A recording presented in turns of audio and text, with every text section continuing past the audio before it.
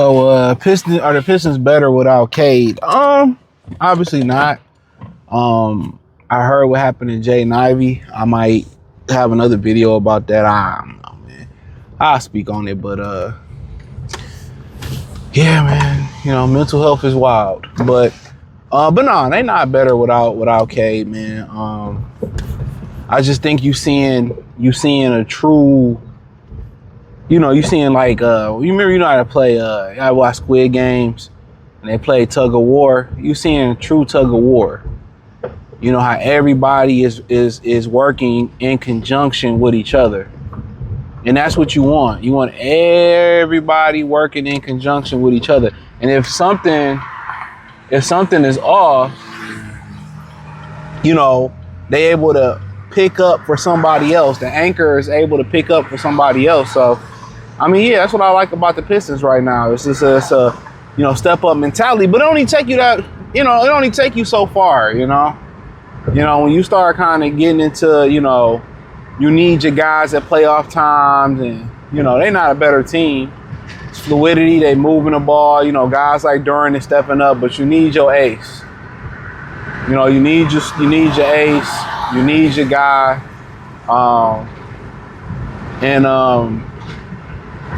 guys got to make plays. And, people say that about Milwaukee when they lost Giannis a couple years ago. He was injured they play better. It's the illusion of it. But I think also the benefit of it is maybe when Cade come back or JB can see, hey, maybe we can take Cade off the ball a little bit. You know what I'm saying? Maybe we can take Cade off the ball. And we can do some things with Cade off the catch and shoot off the backdoor cut.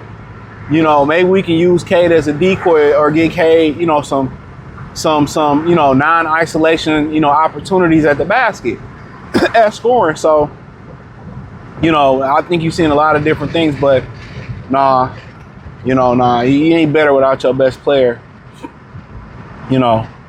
Guys to step up, but when it's winning time and the dominoes is all on the goddamn table, one thing you're gonna notice is that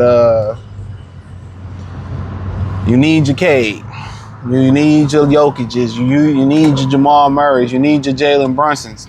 So, but yeah, I think I just think now having a different POV now without him, I think now you can kind of do different things with him off the ball now, where the ball don't have to be in his hands, and maybe he can not have to go 1-on-5 so much. You know what I'm saying? And that's one of the lost arts about basketball, scoring off the ball. The actions, the movements, the cuts, the slashes. Now, I think right now, and I know Golden State does it. San Antonio does a good job of it right now. Detroit does it to a certain extent. Denver does it. But I know, just Rip Hamilton moving without the rock. You know what I'm saying? Reggie Miller moving without the rock. Your Stromile Swifts, kind of, slashing, and, guys like that. You need those type of slashers, and even Rudy Gay, slashing early in his career. You need those. I think there's opportunities, with the ball without Cade Cunningham, and when it's not in Cade Cunningham's hands, I think it's opportunities where you can get him coming off a screen and catch and shoot situations, or even coming off a curl where he's in a catch and attack situation, not just catch and shoot off the curl. Times where with his ability, he can catch and attack. You know what I mean? So I think there's creativity things there, especially when you got guys who are great passer, like, a great big man or a good big man passer right now, and Jalen Duren, where you got a Sar Thompson that can handle the rock and facilitate. I think there's opportunities, in my opinion, for them to do things with Cade off the ball, even without another superstar next to Cade like Kyrie or, whoever you want to put in there, or shout out to brother Jalen Johnson. I show him some love from Atlanta. I think moving Cade off the ball where he can be in catch and attack and catch situations, or just easy pickings going the back door, I think that's a lost art in basketball. It's too many times where you got the Devon Mitchells, the Hardens, too many situations where you got, Jalen Brunson going 1-on-5. I remember Kobe admonished that, bro. He like, you ain't gonna win a championship playing 1-on-5, man. You gotta move the basketball. You know, and I think, you know, this may be like, okay, man, these guys can score. They can move the ball. You know, Jalen Duren could be the #1 guy. So, hey, guess what? Maybe we can get Cade Cunningham some easy looks.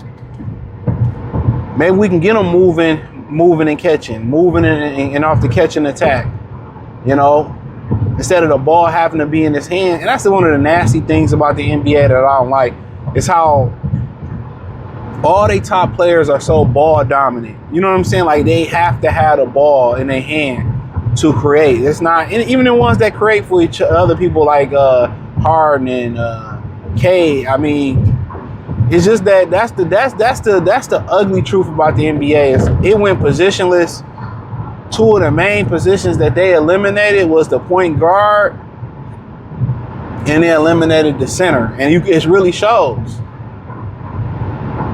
You know, and you know, Cade should be doing some things off the ball, but they don't believe in moving without the ball no more. It's so easy to score without the ball, especially when you can score with the ball in your hand.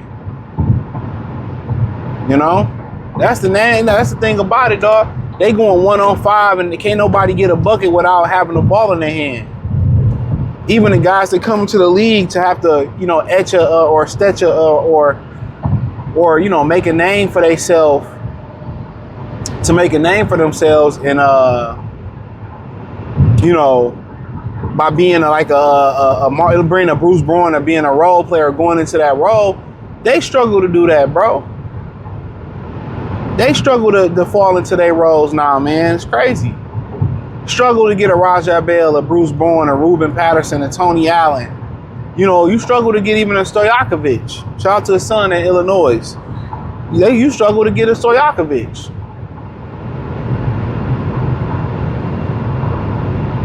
Everybody is handicapped by needing the ball in their hand. Ain't that crazy? You don't get the Ray Allens, the Rip Hamiltons, the Reggie Millers no more. You don't get that no more. You ain't playing through the Hakeem Olajuwons or the Patrick Ewings, not even just a little bit. So, yeah, I mean, hopefully some good come out of this, other than him being fresh and having his legs back. But hopefully they can put him in situations where he can be in positions to attack without the ball in his hand. I don't know what the fuck happened when it came to NBA with that. When dudes used to come off the catch and shoot or catch and attack, I don't know what happened. But hey, thumbs up the video, share the video, subscribe to the channel, and the subscribe button. Here's the bell icon button. Hit all notifications, increase your chance. You know, ooh, my neck is hurt. Notifications, we go live and drop video. Appreciate the love and support. Peace.